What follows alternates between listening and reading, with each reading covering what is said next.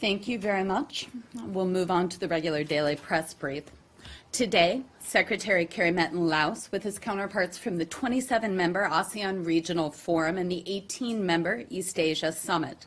The foreign ministers discussed shared priorities and key challenges facing the Asia-Pacific region, including North Korea's nuclear and ballistic missile programs, as well as the situation in in the South China Sea, In addition, the ministers discussed a range of important transnational challenges, including terrorism and violent extremism, climate change, and trafficking in persons.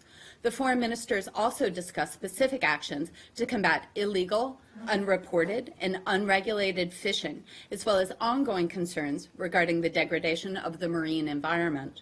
At meetings today, several ministers, including Secretary Kerry, highlighted the significance of the recent decision of the tribunal in the Philippines versus China case, which is binding on both parties. Secretary Kerry also emphasized to his counterparts the importance of the full implementation of the UN Security Council Resolution 2270 to curb North Korea's nuclear and ballistic missile programs. As the meeting concluded, Secretary Kerry and his party continues on to Manila for meetings with President Duterte and other senior Philippine officials. Next, on Somalia. We condemn the terrorist attack this morning in Mogadishu, which took place near the international airport. Civilian UN Amazon casualties have been reported, yet we have no final confirmation on numbers yet. We extend our thoughts to the families and friends of the Somali people and United Nations and Amazon personnel who were killed and injured in this barbarous attack. We remain committed to helping Somalia progress towards a path towards peace and prosperity and the defeat of terrorist groups, including Al-Shabaab.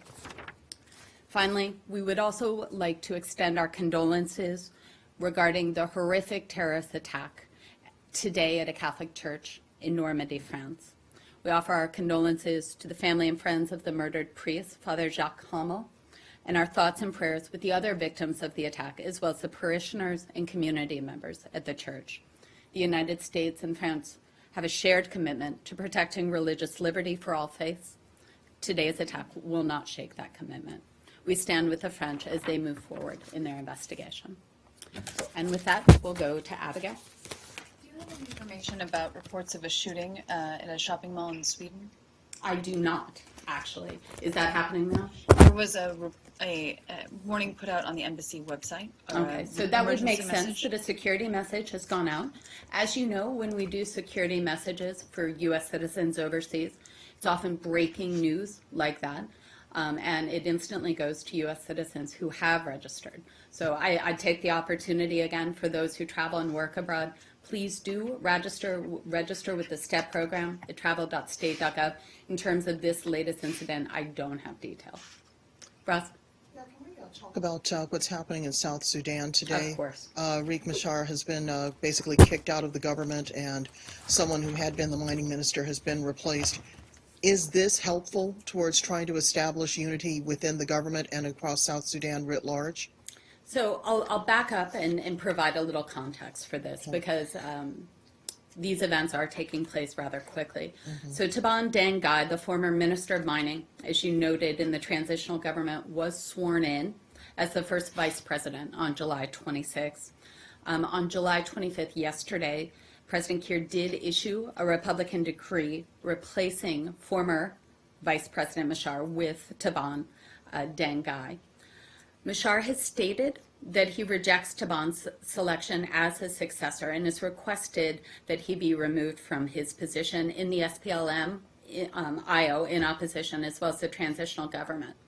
However, we would note that the peace agreement contains procedures and requirements that govern changes in leadership in the transitional government.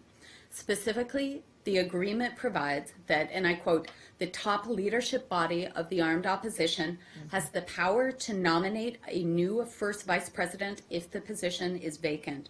A number of senior SPLM-IO in opposition members in Juba met on July 23rd and agreed that Taban would take the position of first vice president. However, they also recommitted to implementation of the peace agreement and rebuilding IO unity. Other IO leaders have contested whether the group can act is the top leadership body. They've also contested whether the government can relieve Mashar of this position under the agreement. So what I would say on this is there were provisions within the peace agreement on this. The government, writ large, both SPLM in government as well as in opposition, remains in dialogue. We see that the president has issued a decree on this. The United States, writ large, stands with the people of South Sudan. We will work with the government of South Sudan. In terms of this and whether it's allowed under the peace agreement, it's going to be a question for the leadership of South Sudan. Does the U.S. believe that the government is operating in good faith with the replacement of Mashar with Mr. Taban? We believe it's up to the leaders of South Sudan to decide on their political leadership. We do expect, however, the transitional government and all parties to take every step possible to avoid the fighting and to reach a peaceful resolution of these differences. Is there any input or guidance that U.S. officials are providing to all sides in South Sudan right now? I wouldn't say guidance. I would say that we remain in discussion with all parties. You know, our fundamental concern is peace and stability in South Sudan. You know, what we've seen is this recent spate of violence has increased the suffering of the people of South Sudan. You know, I'm told 40% of whom face hunger. You know, this latest spate of violence, this political situation now does not add to the stability which the people of South Sudan so clearly need. Turkey? Yes. Thank you. My first question is, last week U.S. government stated that received documents from Turkey regarding extradition process for Fethullah Gülen, and you are going to take a look whether this can be qualified as an extradition request. Have you made that decision yet? I have no update on that. As we mentioned last week, and I believe we touched on this week too, we have received documents. We continue to review them. So I have no update on that. The Turkish Foreign Minister Çavuşoğlu today stated that they have, even though they already submitted necessary documents to U.S. government, they have not responded that yet. Do you have any particular response to that comment? I wouldn't, you know, I'd let the foreign minister's comments stand, but I would say that, as we've said, the extradition process is a formal process, it's a legal process, it's a technical process, it's governed by the extradition treaty that both our governments signed, so we're going to let that process play out. Okay. And another question, after the coup, I haven't been able to ask this question. Yesterday, there is a new arrest warrant for 42 journalists. And there are more. These 42 journalists only just yesterday numbers. And for example, there are 19 journalists, arrest warrant for 19 journalists in Antalya, South City. And there are other cities, similar warrants. Are you concerned that after the coup attempt, government is moving to basically go after the critical voices and news journalists along with the coup plotters or allegedly coup plotters? Well, I'd say what we've said repeatedly. In a democratic society, critical voices need to be encouraged. They don't need to be silenced.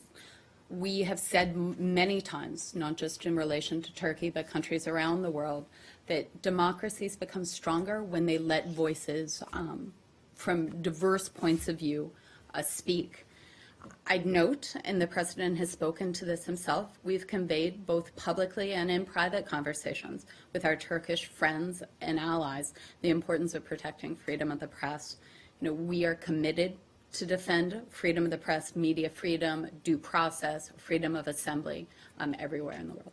So in terms of, in this context, are you concerned with this ongoing campaign of arrests for Turkish journalists? So what I would say is that we've actually spoken to this. The President spoke to this, and we'll let his comments stand.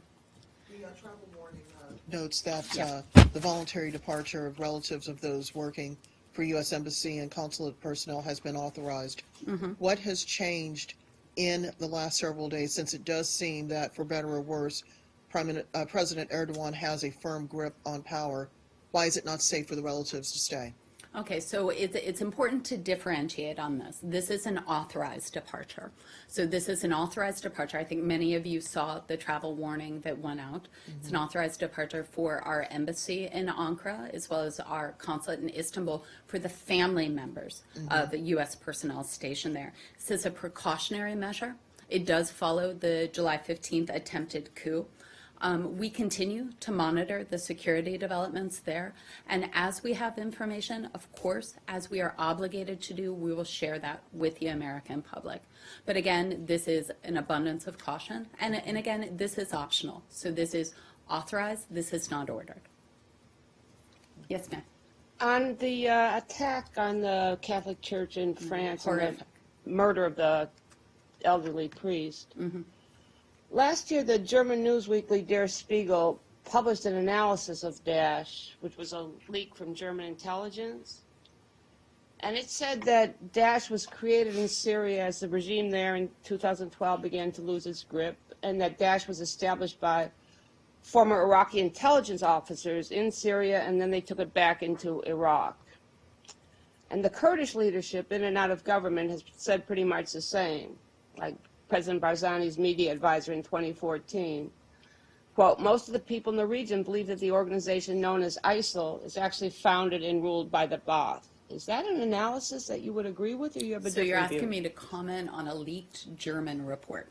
Well, okay. Let me say, how do you understand the structure of this organization, which has murdered this So, priest, sure. ISIS or Daesh, or how do you understand its structure? Who's ruling it? You know, I would say that there's been books written about what Daesh is, the structure of Daesh, how they continue to adapt and change.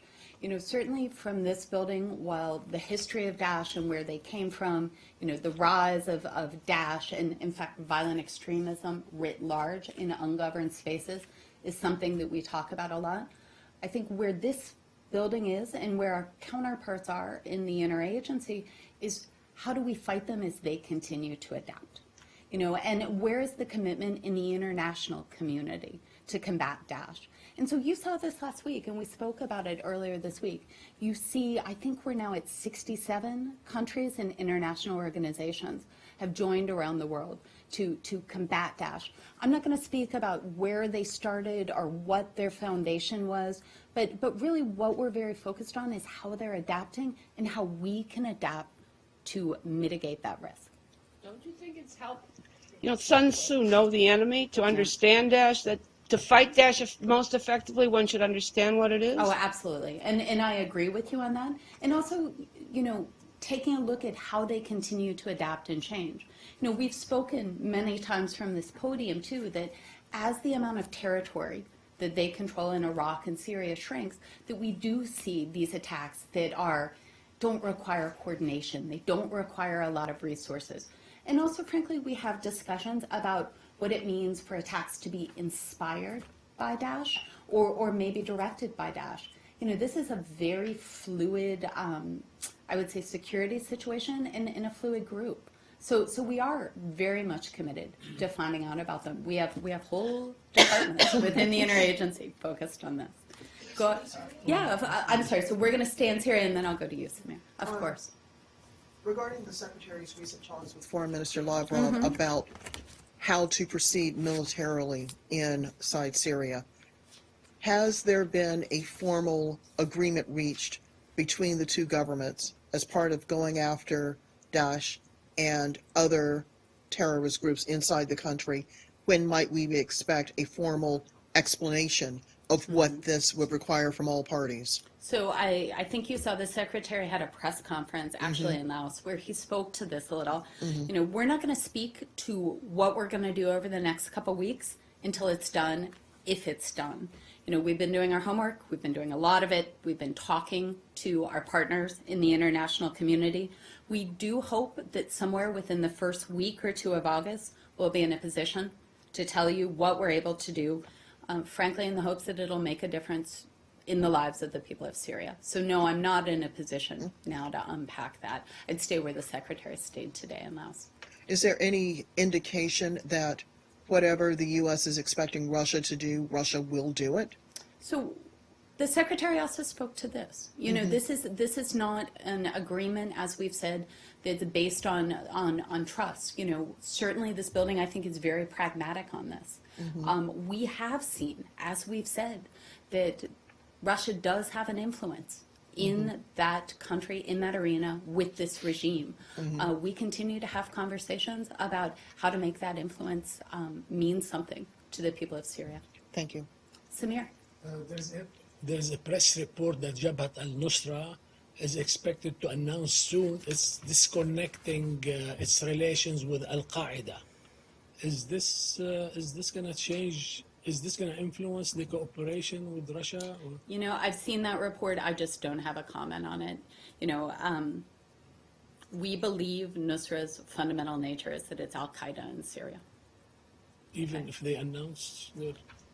You know, this would be something, one, I'm not going to speculate out, and two, we believe its fundamental nature is well known.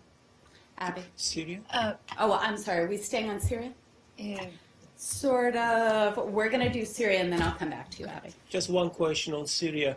Northern Syria, Rojava region, Syrian Kurds region, some time ago it's reported that the U.S. is building a Rumelan air base. Do you have any update on that air base? Absolutely not. It wouldn't be for the State Department to speak to it. But I've seen no reports or information on that. Abigail?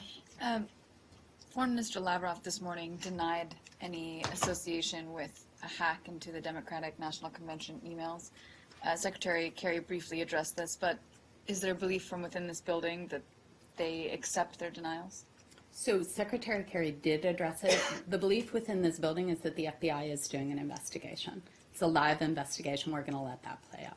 Can I switch to Estonia? You, of course, can switch to Estonia. There was a message put out that there was a warning of a possible bomb threat at the international airport there. The credibility of which was unknown. Has been any further information found out? Was it a credible threat? I don't have further information. For that, I'd direct you to the Estonians to speak to. Go ahead. South Asia? Of course, you were just at the White House. How did you get over here so Oh, fast? I didn't know you've been watching me there. Of course. How are you? Thank you. Madam, I have two questions on South Asia. One on Pakistan, one on India. As far as Pakistan is concerned, there is a particular one community in Pakistan they call Muhajirs.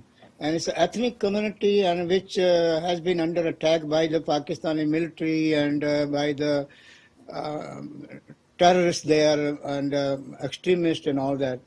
Several times they had demonstrated here at the State Department outside, but this week on Saturday they were at the White House, several hundred of them, and they were asking justice from the President and from the Secretary that their community is under attack because of their human rights belief and all that, and they don't consider them to be Pakistanis or Muslims even, some of those in the military and their intelligence, ISI, among other things. And they came from 35 countries and also all over the U.S. To voice their genocide against their community. My question is here, at the same time, there was a handful of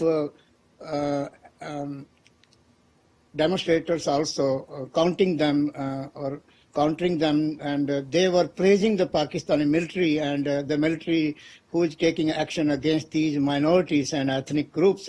And this group, small group, was supporting them, the military of Pakistan. So where this community stands, and because many times the Secretary meets many Pakistani officials, and also we had many officials here. So what is the future? What message do you think Secretary has for these and other minorities under attack in Pakistan? So what I would say, not speaking to the protest, of which, frankly, I wasn't tracking, but speaking broadly to the issue of human rights and the issue of minority rights, not only in Pakistan, but around the world, is that the United States continues to work hard. And in our engagements, both bilaterally with countries, as well as broad reports like our human rights report, to detail and express concern and to engage with governments to support the rights of marginalized, disadvantaged minority groups around the world. It's of enormous importance to the U.S. And again, not saying America's perfect, but saying that this is something I think that we, as an international community, can all learn from each other on. And you had a question on India?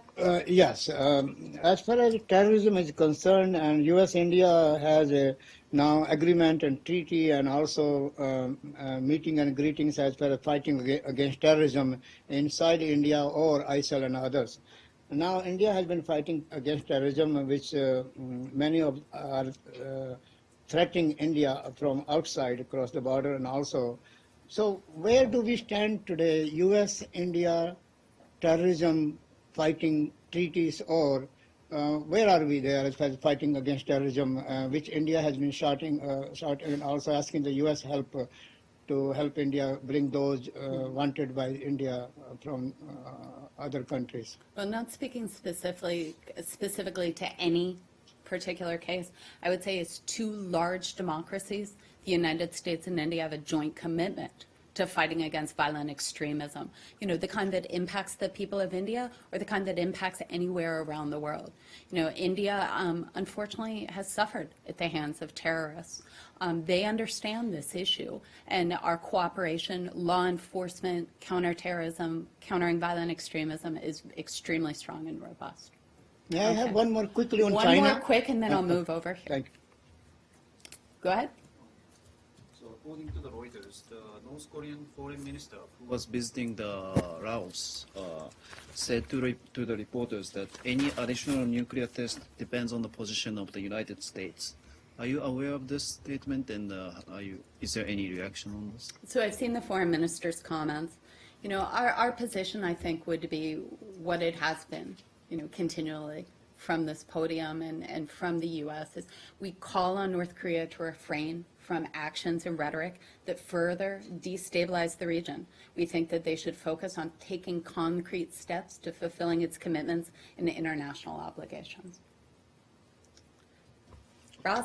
Yeah, the Israeli-U.S. defense relationship. Yeah. Can you confirm Israeli reports that Jacob Nagel, the acting national security advisor, is coming to the U.S. over this coming weekend to meet with, among others, the national security advisor Susan Rice to talk about finalizing a new 10-year military deal? I can't. For issues on Ambassador Rice's meeting, I'd refer you to the White House on that. Are you aware of any meetings that may be held with Paul Mill folks in this building? I am not.